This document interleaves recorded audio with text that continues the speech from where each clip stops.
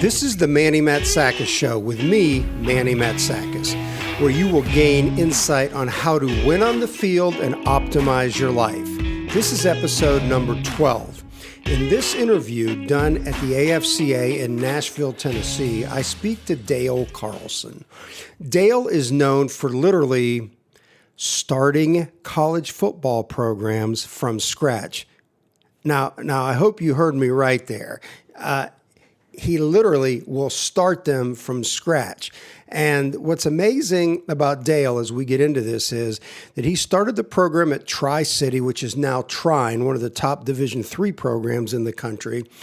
And that's in Angola, Indiana. And then outside of Columbus, Ohio, he started the program at Ohio Dominican, which is a premier Division II program. So he has done a fantastic job just starting football programs and building them up to a capacity where, you know, it's amazing because before he got there, there was no program. There's so much to learn from him. His expertise on how he was able to create something out of thin air is truly magical. Dale is also known as an expert in the air raid offense, and his programs have been historically very prolific. I mean, I'm talking like lights out. If you start to look at some of the offensive production they had when he was at Ohio Dominican, it's amazing that he was able to do what he did. Great players, but understand he was the leader of all that. So I would like for you to, as I did, enjoy this episode as we both get a chance to learn from a true master in this profession.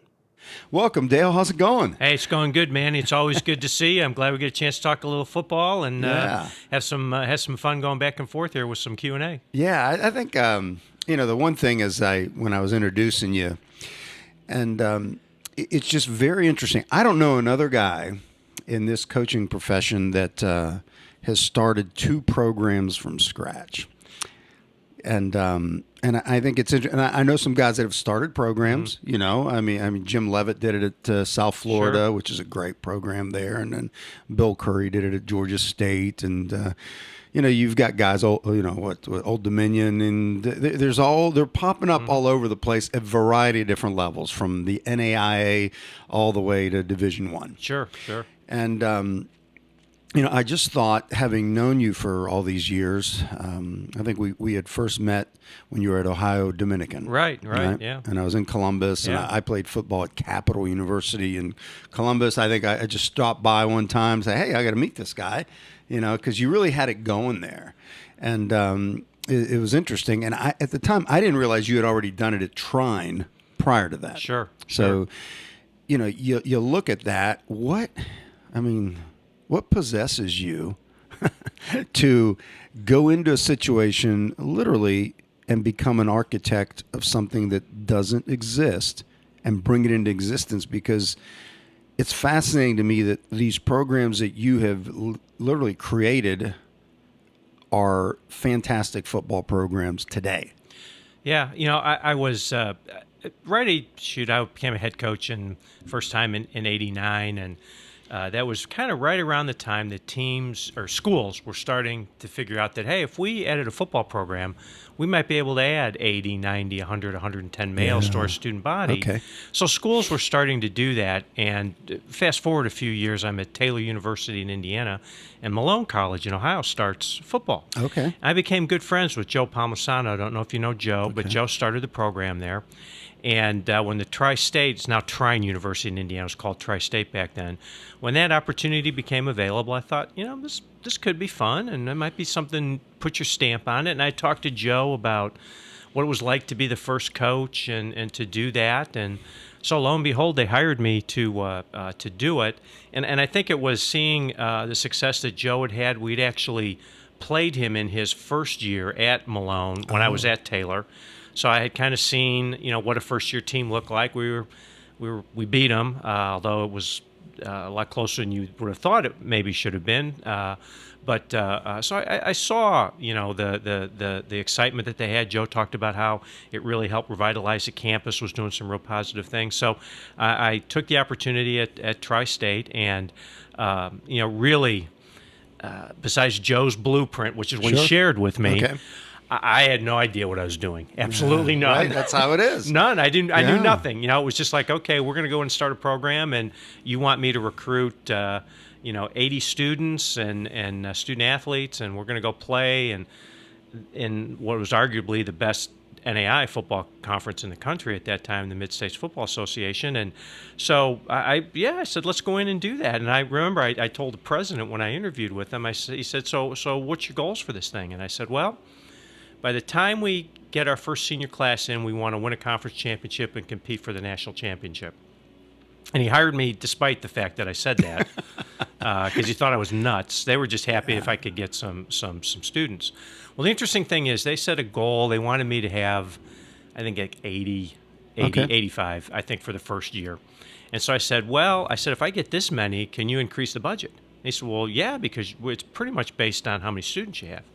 So we had 130 players show up the first camp, the first day in, what year was that? 2004.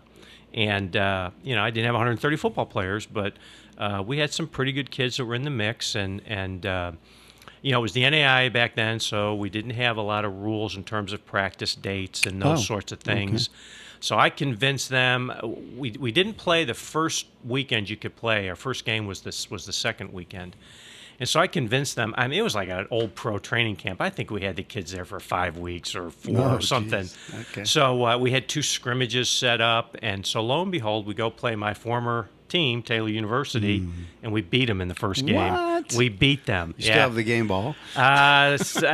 Someplace probably. I think I might even have the videotape, but we beat them. I mean, it was one of those things, we called 2 fake punts. Okay. We had the lead with 2.5 minutes to go on a first down, and I threw a bootleg pass that we completed to kind of ice the victory. Things that I don't know, maybe you don't do if you're down the road a little bit. But so we won that first game. We scheduled kind of a limited schedule that year because I didn't want to go in and just pound and beat the kids up. And so we finished 2-5 that year. We got blown out a couple of times by the good teams, but we played pretty competitively, and I think that set the stage for us as we went forward with Tri-State. Yeah. So as you got that going, and you were getting support from the administration, it's interesting. I have not been up to Trine. It's not far from where I'm at right now in Defiance, Ohio, but I hear it's fantastic. I mean, you probably wouldn't recognize it, the players back then, if they went back on campus today. Oh, no. I mean, the first time I drove down, and you have to kind of picture this. It's in a residential area in Angola, Indiana, but as you come in on Highway 20 and you turn, you make a right, and you go down this little hill, and that's where the campus shows up. And they had their own golf course. So there's this 18-hole golf course sitting over on the right side, and the tennis courts. And then I look over to the left, and there's whole busted windows in this dormitory, and I'm like, oh my God, what are we getting into? But I think they knew that by having a football program and hopefully having a successful one, that would do a lot, not just for student enrollment, but kind of get people more involved and get donations thing going. So as it went through, the things that are there now we didn't have, of course, but we were still able to to sell a dream of, hey, come in, be the first. Build something. How often do you get to build something from scratch? And yes, if you stay, this is what we intend to do. And the kids bought into it. Sure. Now, it is interesting. After the first year, we had attrition, which you're going to have, and we had big attrition. A lot of them needed to go. A lot of them weren't great players. And I'll never forget, we were out practicing our spring practice, and we had 46 or 47 players left. And, of course, the administration is looking at the checkbook and thinking this is going to be bad. I said, don't worry. I said, we're going to get it. So we came back with another 125 or whatever. And, of course, then the attrition started to slow down, and we built it. But I know there was a lot of gasps on campus. And I think sometimes when schools do this, and I've heard this from other coaches, that they just don't understand that you're going to have attrition in the first year, because one of the things you're saying to the kids, come and play. You have a chance to come play for 4 years. Well, they can't all play for 4 years. No. And they figure it out, and so you have somebody. So you gradually kind of build that over a period of time. So as you did that, obviously you built the program. What was the highest roster size you had at Tri-State? The highest ended up after the 98 season, our fourth year, when we actually played in the national semifinals. And that really, helped us. And we ended up with, I think 145 or something. Oh. But we didn't have the infrastructure to handle that. It was too many. How many for us to assistant do. coaches did you have?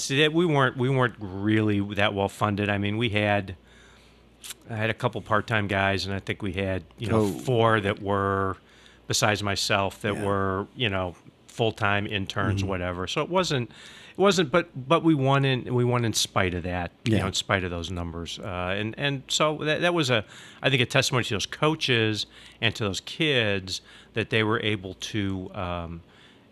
Still step up, perform, take the coaching we gave them, and play at a high level, which we did, as we continue to go through with the program. Yeah, to get that far in the playoffs with a fledgling team. Really it was something. And here's the interesting thing. So we went 2-5 the first year. We went 4-6 the second year, but we played, like Findlay and Westminster, and we just got blown out. Malone was really good at that time. He had really built a playoff caliber program. Geneva in Pennsylvania was there, and we just weren't there. We come the next year, and now we've got juniors, and we go 4-6 again, but we lose to Geneva Colleges in the playoffs in overtime.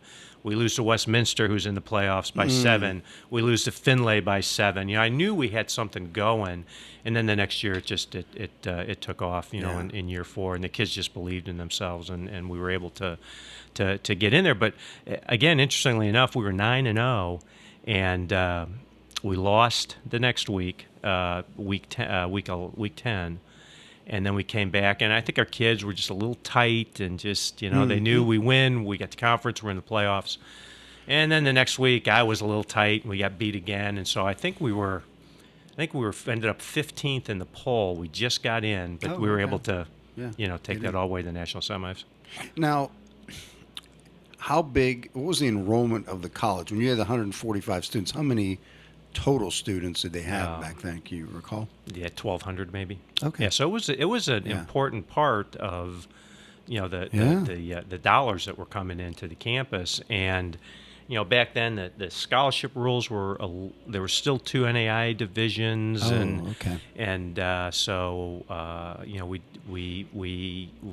remember 12 equivalencies maybe, and some academic aid on top of that, but we had some caps. I mean, it was kind of an interesting deal that we worked with, that we were able to find the right kids to make it work. One of the things I think really helped us is Tri-State had an engineering school, and so that fourth year, if you looked across, 3 of our starting offensive linemen were engineering majors. All-American free safety was an engineering major. I mean, so we were able to capitalize on a program academically that some of the other schools couldn't, and we got some kids maybe we shouldn't have had, but they wanted to get an engineering degree. Okay, and so we were able you to sold get the them. academic side of that. Absolutely. Yeah, absolutely. So when was your last season there? Was it? Last season there was 2002. Okay. So I coached there for eight seasons. Okay, Yeah. great.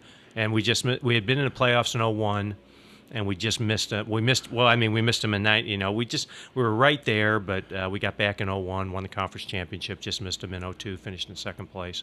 But so we had that sustained success. That whole time were you NAIA? Yes. Okay, because now they're Division III. Right, and they were starting the Division III process there. In fact, the last year going into the 2002 season was the first year we didn't have any scholarship aid, and that was hurting us. Yeah. We didn't quite, and I think this to some extent. Division III, you're not selling financial aid. You are, but you're not. But you got to sell facilities. You got to have those sorts of things, and we just didn't have them. Now they have them now. Now they do. Yeah. Yeah, we didn't have them then, and so and of course we had so much success in the NAIAs. All the high school coaches were recruited in Michigan and Western Ohio and Indiana. We're like, why are you doing this? Why? And it's. So it was definitely What was a the struggle. reason? Why did they choose to do that? What Well, were they telling you? Interestingly enough, we had so it was the end of the 2000-2001 academic year. We got invited to the GLIAC, which would have been a heck of a step. Yeah. But again, the idea that we were going to fund it, scholarship, because I think what it came down to, the kids that we got, and we got a lot of really good players, and we still had the academic piece to sell with the engineering school and the business school. But kids were willing to come because we could give them some scholarship money. Sure. Now, I know I coached in the GLIAC. I was at Grand Valley. I know what that was all about, but I still felt like that was a better choice at the time than Division III, just because of the facility thing, which we didn't have. So we could at least still get people. And but Division II put a moratorium on new membership at that time because they were growing so fast. And we got a new president, and he wanted nothing to do with Division II, and so he decided we were going to go Division III. So I don't want to say that was the reason I left, but there were some things that were just happening with it that I just didn't agree with. So Ohio 8 good Dominican, years, I had 8 good years, and lo and behold, Ohio Dominican started football. So, so how did you hear about that, or what? How did you get into that in the first place? Well, interesting story. I had heard that they were going to start football. Somebody, a high school coach in Columbus or someplace where one of our kids was from in those really good early years, had told me they were looking at starting football. I did some searches. I actually found a Columbus Dispatch article. New president had come in. They were going to start football. Well, at the end of the 2001 academic year, there was a school out in Iowa that was starting football, Briarcliff College. And so I applied for it because it was athletic director and head football coach. And I thought, well, be the AD, be the head football coach might not be a bad deal. I don't know if it's Cedar Falls, Iowa. It's way out on the western side. Of it, yeah. Well, I went out there and I'm like, there's no way we're moving out here, so we're just not going to do this. But the president at that time, they offered me the job, and I turned him down. But that president was the one that went to Ohio Dominican. So I thought, well, he offered me a job. Yeah. Hopefully he was not going to hold any grudges with that. So I applied. They called me up, and I went down, I interviewed, and he looked at me. I walked into his office, and he goes, I know you from someplace. I said, yeah, you offered me the job at Briarcliff. He goes, that's right, you turned us down. Why'd you do that? And I said, well, my family really didn't want to move out there. Because, well, my wife didn't want to be there either. That's why we're in Columbus. So, and I think once that relationship had been reestablished again, I think he felt comfortable that I was, again, I had a track record. I mean, I had done it once, and we had done it successfully, and we were going to be in the same league. And, it was the mid-states again. So we were going to be in the same league. So I think they felt pretty comfortable that I could do it again. So you get a second shot to start a brand new program, and what did you learn from the first time that you did not repeat the second time? I think we did a better job of vetting the kids. Not that we weren't excited to have as many numbers as we could get, because again, it's a tuition-driven school. So, the more revenue that they got, the easier it was going to be for me to do some things. And not that we had, again, I think we had 150 some kids that year because it was Columbus. I mean, there's some things, some things we were going to draw to. Not that we had 150 football players, not that necessarily had all the best upstanding citizens at that point, but I think we limited. That was the thing I learned, is just don't take a kid just to take a kid. Don't take a kid to make him happy. We still had a few that maybe you could debate whether we should or shouldn't have, which I think you're always going to have in a startup situation like that. But we were able to, I think, build a stronger base earlier because we really focused a little bit more on the character side of who we were recruiting and not just trying to recruit a number, to come. Yeah. That's important. I mean, it is the culture you're going to set is based on the kids you're going to bring absolutely. in. Absolutely. So you get there, and you feel. I mean, you did a really good job there. I mean, by all estimations. I mean, you look at. You guys, and I know offensively you were prolific in many ways as you got the program going at Ohio Dominican. You had a great quarterback. Yeah, we did. Chris Reiser, he's not head coach at Trine University. Yeah. Came in year 2, and it was interesting, kind of mirrored what happened at Tri-State. Our quarterback that led us to the national playoffs and all those things actually came in year 2 as well. And again, I think both, and Nick Wellman was his name at Tri-State. He was from Portage, Indiana High School, very good program. As a junior, he had led his team to the big school state championship game. They lost in Indiana. Had a lot of success. Nick was, again, one of those borderline FCS, D2 kids, but everybody dropped him at the end, and we were there. And he signed with us, and when he signed, all of a sudden, and at that time, Indianapolis has really become the best recruiting spot in Indiana now. Okay. But at that time, Northwest Indiana by Chicago was by far the best high school football in the state, the region. And all of a sudden, it came like dominoes. We got so many key players in that second-year class because, hey, Nick Wellman's coming. He was Mr. Football in Indiana. Oh, wow. That year. Okay. Nick Wellman's coming. I'm coming. I want to come play with him. I want to come. And so we got all these kids. Well, the same thing happened. We got Chris to commit. Chris went to Moeller. And then next thing you know, player ended up being our starting center from Xavier came. Oh. We got another kid from Moeller who was kind of a fullback, H-back type player for him, but because in the NAIA we could try him out, he could catch the football. And I'm like, this kid's our tight end. So he could have walked down at Cincinnati, preferred walk-ons at Cincinnati and Ohio State, but he said, Chris is coming, I'm coming, and became just a tremendous tight end player for us. So a lot of those dominoes started to fall again because Chris came in, and as we started to progress forward, Chris obviously established himself as a dynamite player, and arguably the best quarterback I've ever coached. No, the stats bear it out for sure. Amazing. Yeah, yeah. So you got it really going there. You were making a great run in the NAIA. Yes. Again, so it's like you're repeating it, but you'd learned from the first experience, which is key. And anybody taking multiple head coaching jobs, but these were so similar in what you were creating, right, and very unique, that no matter what you would have learned from Malone and their blueprint, now you actually had, your feet on the ground, and you knew. You had a really... I did. I had a really good feel of what we needed to do, how we needed to get there.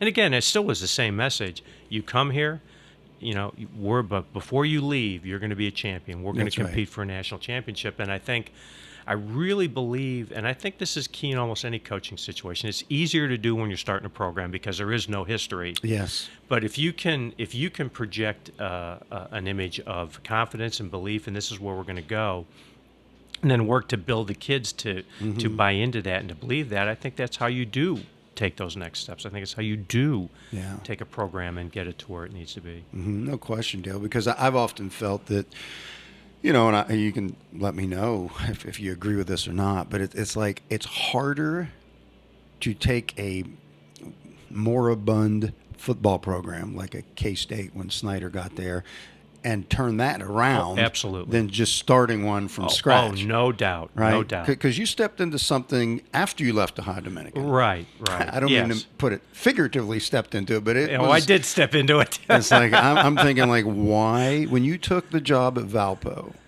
and I'm like, I know him, and is he sure he wants to do that? Because I thought it was a worse job. Even though the level was FCS and it's non-scholarship and all that. How candid do you want me to be here? Well, I think for us, there's coaches out there, there's ADs that subscribe to this and all that. It doesn't matter. I think we're trying to help coaches learn through our success and mistakes. Absolutely. Because I'm like, look, Dale, I'll be honest. When you took that, I'm like, is he out of his mind? Because I just couldn't see how because I knew what you were competing against. Sure. In that league. San Diego's a different animal. Yeah. And Dayton's different. You were dealing with something, and you weren't playing with the same rules as everybody else. Yeah.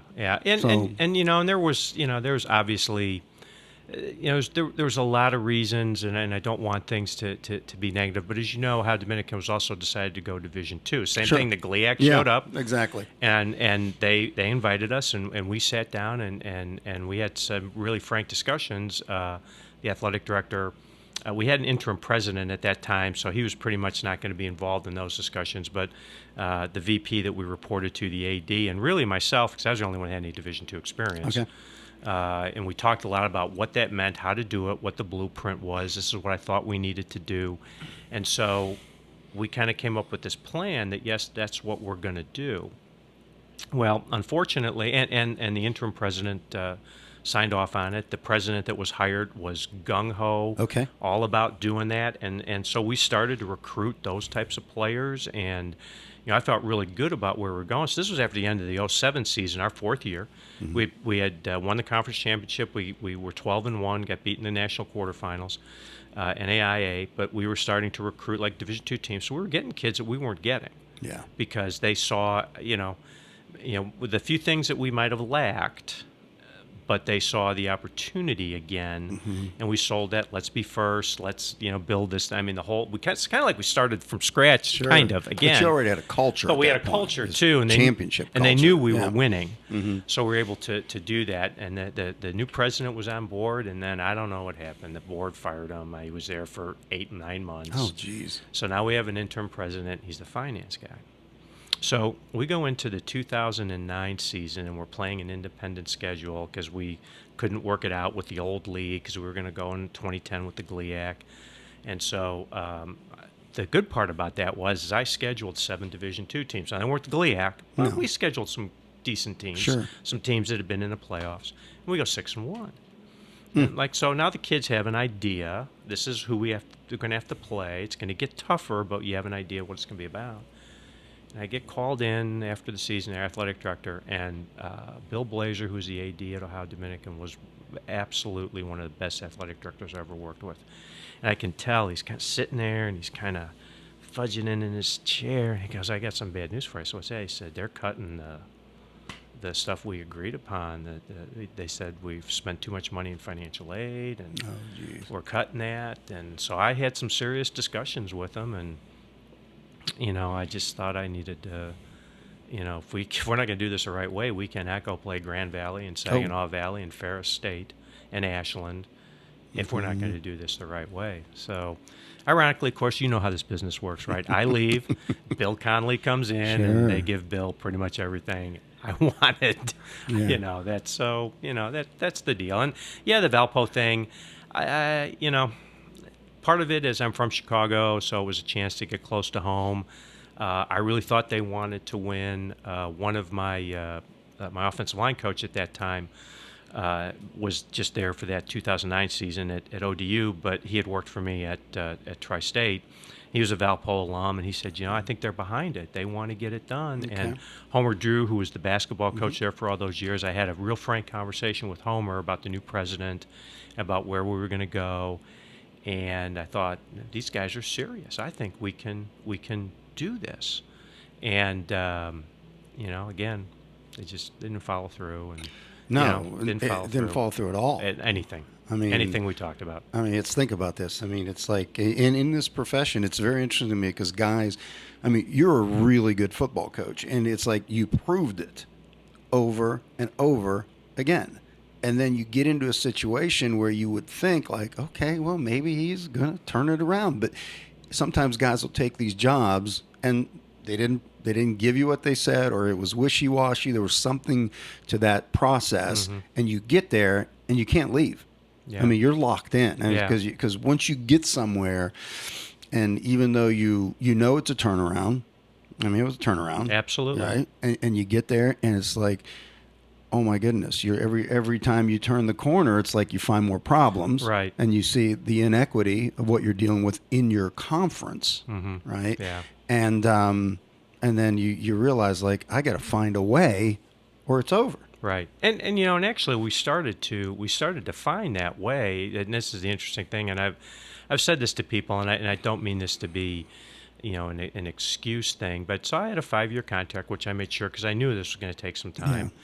And at the end of the first, I don't think anybody there realized how bad it really was. Mm-hmm. And at the end of the first year, I went through the first spring. We had a dozen guys arrested. We had a hazing incident in a dorm. We lost in a fraternity. We lost 2 really good, promising freshman football players because of that. So I got to the end of the first season, and I just told the athletic director, I said, we're remaking the roster.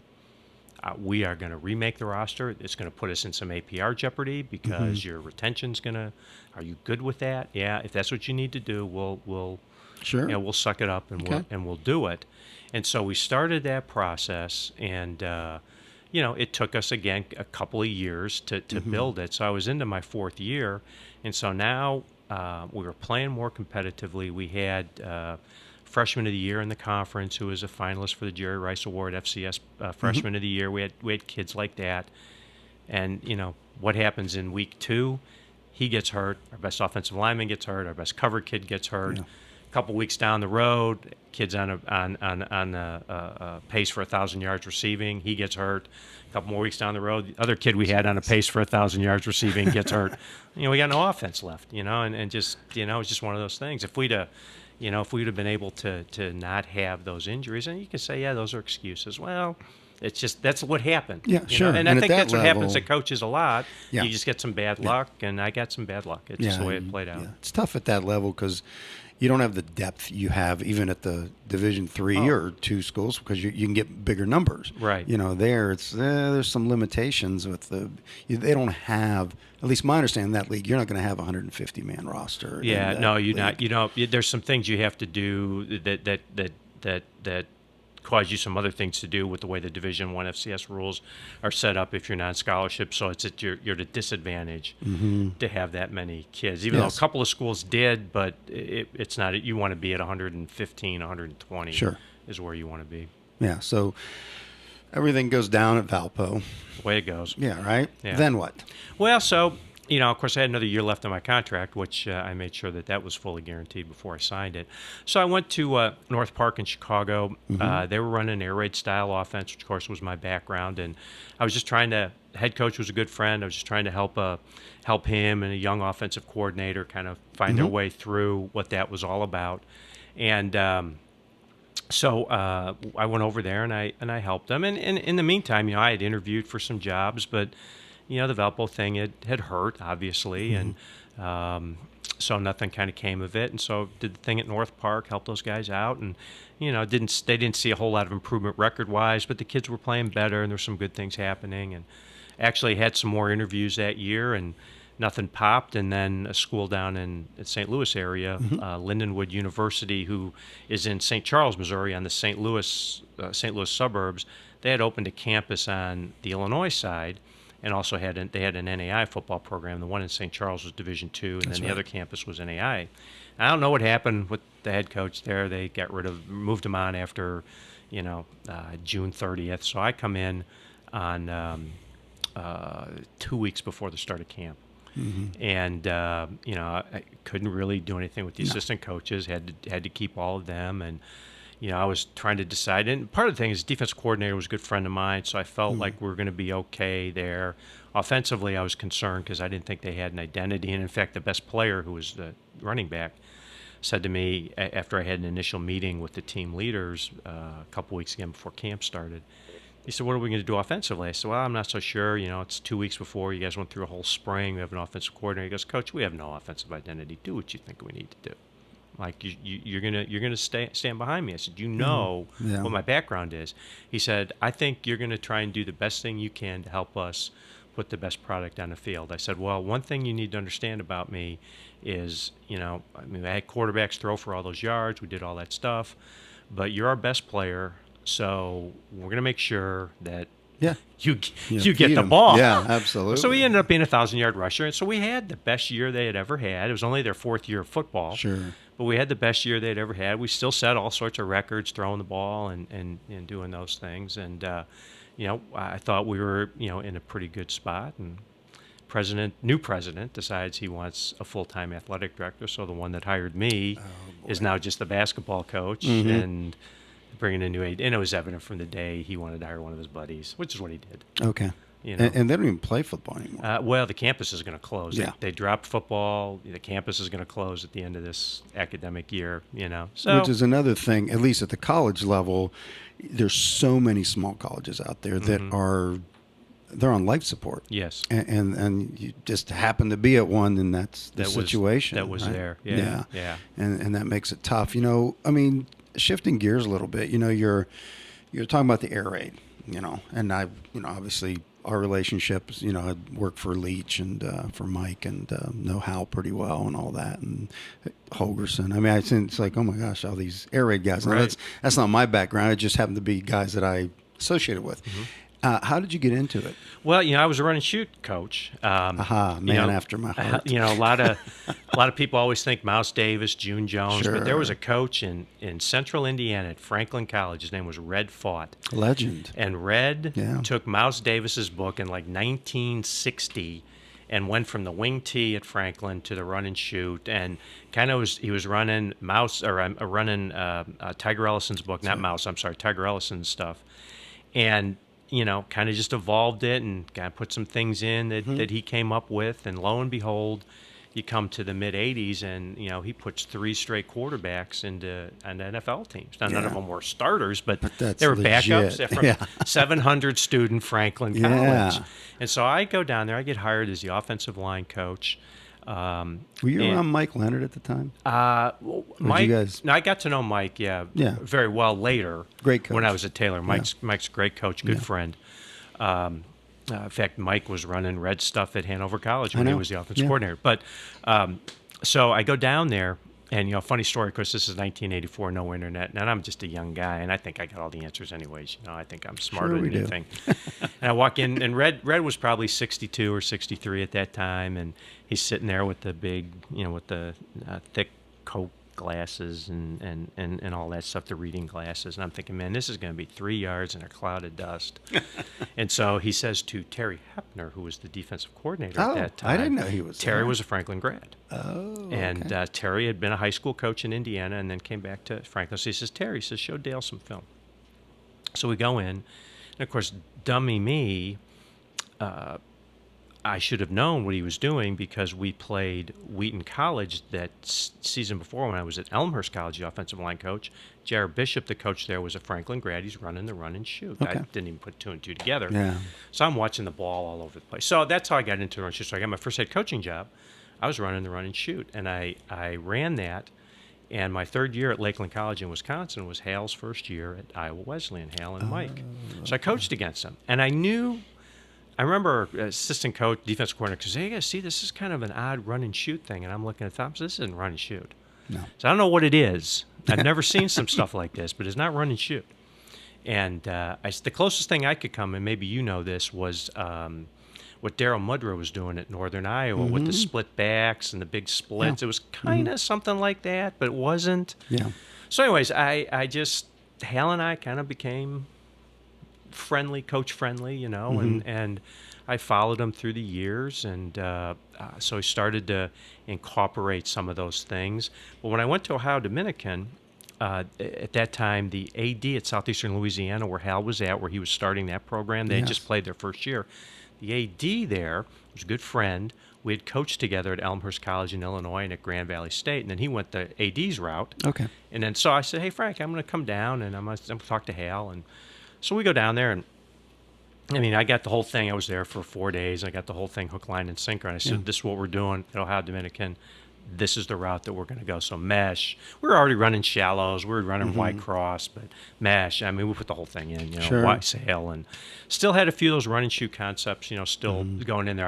I still had some of those things going as well. Okay. 90 go. Sure. The way you run verts, switch, and some of those things, and some more things June did later on at Hawaii. We put in choice with the levels, all that good stuff. Yeah. But so we kind of meshed a little bit of those things together. But the go-to play was still mesh. Yeah. And that was what we did, and so it was fun doing. It was fun running that stuff, and we had a lot of success with it. Tons, yeah, without question. And today, you're out in St. Louis. Yes. Right. Yes. So what has been your role out there? Again, it's a lot like what I did at North Park. Not that we have a young offensive coordinator. He's been there for a number of years, but it's just being an experienced coach with another very experienced head coach, but just trying to help them, find little tweaks, little things here and there to try and get over the hump. The first year last year was the first year for WashU to be in the CCIW, College Conference of Illinois, Wisconsin, which is a great Division III league. Oh, yeah. North Central this year was our champion. They won the national championship and ran right through Mount Union and Whitewater, so they were very good. And I think there were a lot of people were wondering if WashU was going to be able to compete in the league, and when we did, we went 8-2 the first year, 7-3 this year. So it really showed that we can compete, but it's about helping Sure. those guys just, this is what I've done. This is what I've seen. Doing this for a long time. Will this help you? Sure. Will this help you be there? So it's been a fun role, and I think this too. From being a head coach, not being a head coach, kind of going back and forth through that. Sometimes some of those headaches and things, it's kind of nice not having to worry about that, right? Yeah, a lot of guys want to be head coaches, but until you've sat in that chair, you don't realize what it entails. Sure. And I think in your situation, you've been so successful at different types of schools, and you. I mean, I've always been sort of fascinated by the startup program concept, I think, which is great. And to be able, I know it's difficult when you've been the guy in that chair and you have you're in control of the direction of the program. Sure. And now you're in an alternative subordinate role, support, and helping guys out. Now, obviously, you had, I think you just retired. You're a great football coach, right? Yeah, I'd hate to use that word retired. I don't know. We're going to figure out something somewhere, someplace. But sure.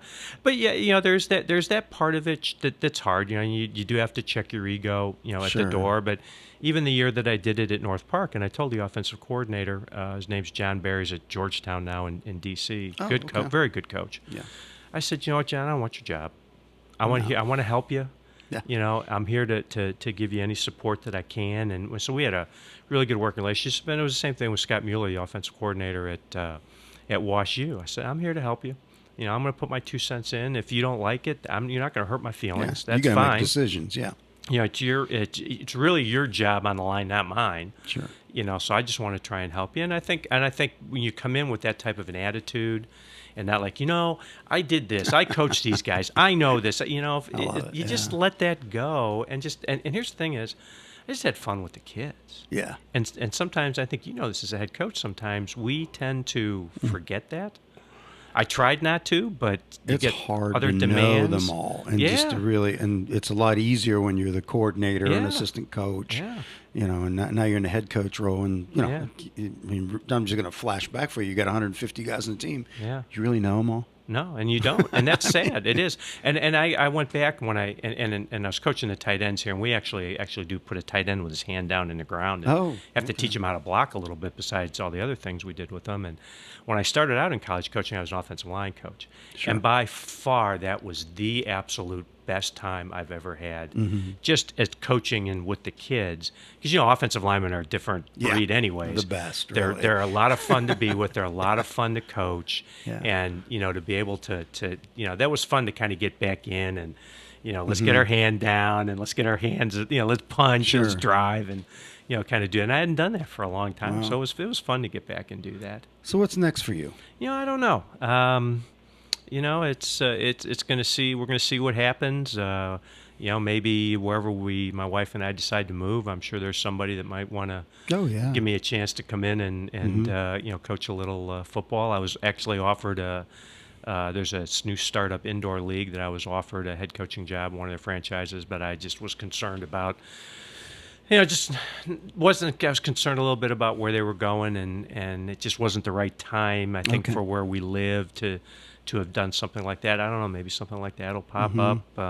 You and I have talked about this about Canada before, and I talked to a few of those guys about the XFL, Sure. and I don't know. We'll Fun. see. Well, and it's interesting is, when I've had other guests on this podcast, and we talk about the master coaches at some point, some of these guys will say, I had Dan Connor on here. I don't know if Dan is the all-time leading tackler at Penn State, linebacker. Oh, yeah, I know who that is. Yeah, played for the Panthers, the Cowboys, the Giants. Yes. So he was on this podcast, and I'd asked him about how long you want to coach. He's a young guy. He just got done playing a few years back, but.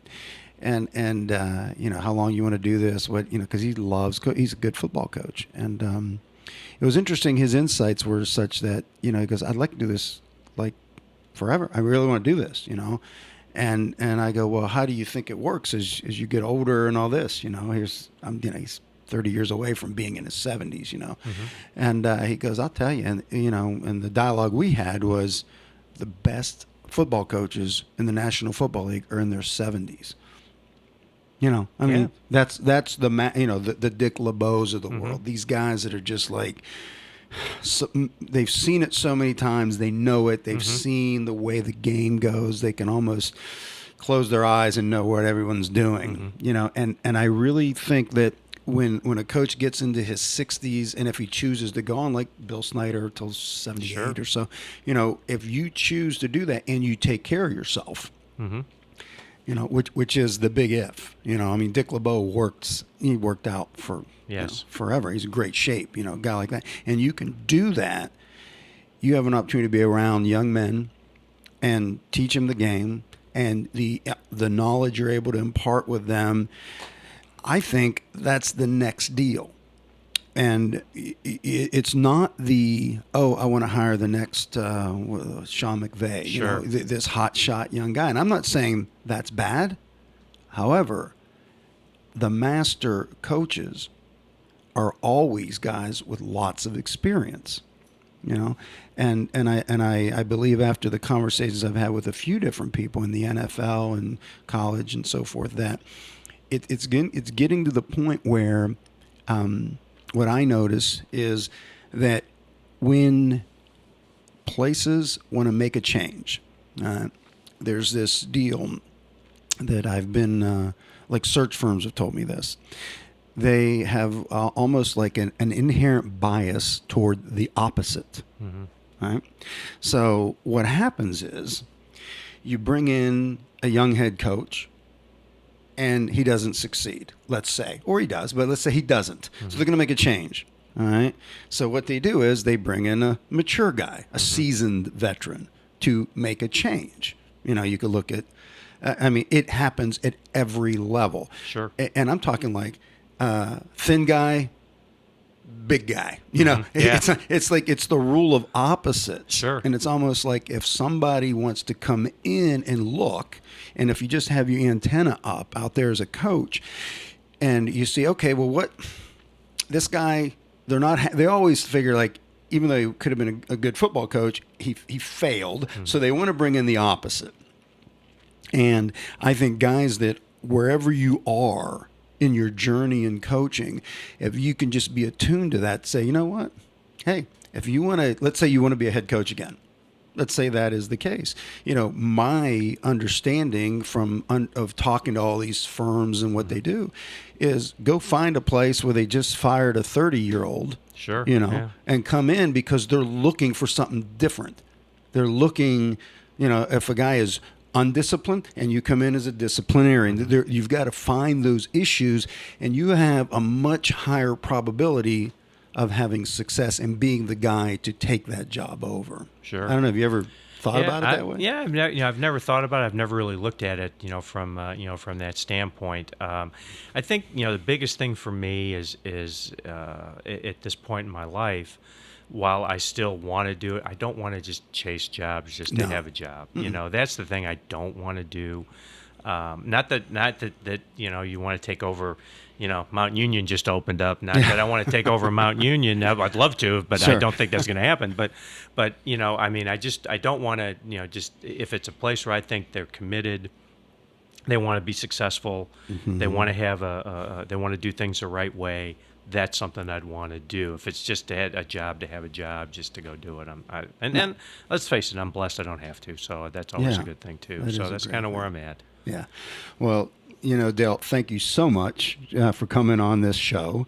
It gives us an opportunity for everybody out there to listening and watching this. I know you impart a lot of insight for coaches out there and administrators, about how to build a program from scratch, the different speed bumps coaches hit, so people have a better understanding about that. And it helps people win on the field. But ultimately, you have to win on the field and still optimize your life. You've got to take care of yourself. Absolutely. Because you see the grind of the game, and if you don't take care of yourself, but you're winning, in the end, you're not going to be there very long. Absolutely. Right? It happens all the time. Yeah, just one more little side note. That was one thing that all the assistant coaches knew, that once it was, whenever lunchtime was, 11:15, 11:30, whatever, I'm going to work out. So don't schedule anything. That's right. Don't bring a recruit in. We're not going to do that because that's my time. And I wanted them to hopefully choose to do the same thing, because I knew that was an important part, that if we were going to survive when you have the 15 and the 16-hour days, you know, and the 7 days a week for, you know, 4 months, you know, you need to take care of yourself to do that. And I think that's one thing that anybody out there listening, if you're going to survive in this business, you know, take care of yourself. Yeah, and it is so critical. And then when I come back, I have a section here called our tips and reminders, and so where we talk about how to optimize your life in a variety of different ways. Maybe give some guys some insights and lessons learned from coaches and all types of things that can help you do this as long as you want to do it. And do it at the highest level you can do it. But once again, Dale, thank you so much. Oh, you're welcome, Manny. Thanks for having me on. I appreciate it. Great. All right, so we'll be right back with tips and reminders. Well, I know you enjoyed that just as much as I did. Talking to Dale and the opportunity to learn from him is truly a pleasure.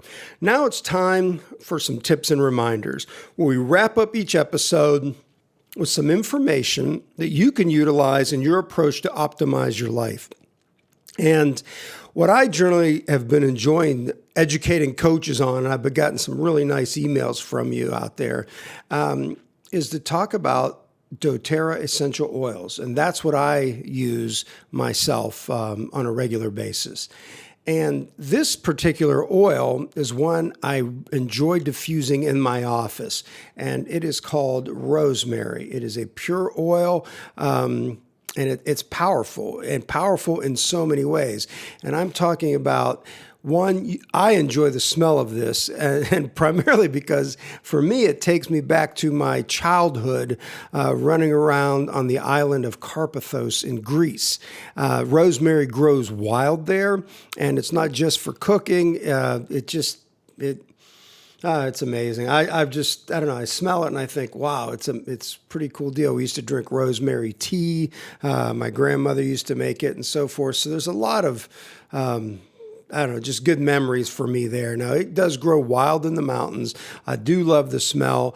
And what is really neat for me is to notice the absolutely amazing benefits that you get by utilizing rosemary essential oil.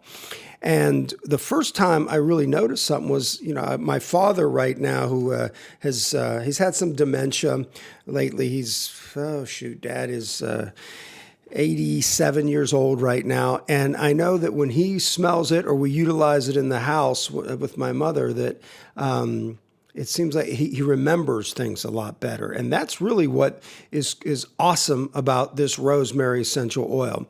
It is so powerful to restore your mind, and it will dramatically increase your focus and memory. That's why I use this in the office so much. I love that memory enhancement capability that it has. So that's what that one's about. So hopefully you enjoyed that. Now, I want to conclude by thanking you for everybody out there, and you specifically that are listening to this. I want to thank you for joining me on the Manny Matsakis Show. It has been a pleasure for me to interview these fantastic football coaches and to give various insight throughout the week. And thanks so much for coming to the website and listening to this. If you're listening to this on your podcast player, whatever it may be, subscribe in iTunes if you can, or subscribe on your podcast player. Give us a rating and comment on the show. If you happen to be watching this, which some people do, they actually enjoy the YouTube version of this. So subscribe to the YouTube channel at The Manny Matsakis Show. Hit the bell in the top corner, and you'll be given updates that every time a new show is uploaded. Feel free to comment below on this specific show. If you'd like to get all kinds of updates, just go to our website, and on the front page, you may get a pop-up and where you can put your email in there. And there's also forms throughout it for you to email subscribe. And that will give you be the first one. We're on Monday. Here's the podcast. It's up. You'll know it's there on Wednesday. There's an inside access. Recently, we've been doing another podcast that are shorter podcasts. And then Friday, if there is a version of this podcast that is video, we generally upload those on Friday. So go ahead and subscribe with your email, and then you'll get those regular alerts. Also, as a bonus for giving us your email, you're going to receive my latest report. It's only out for a couple more weeks at this point, where you'll receive my report called Fill the Stadium. And it's a coach's secret formula to build a program and fill your stadium to capacity. Thank you very much, and I'll see you next week.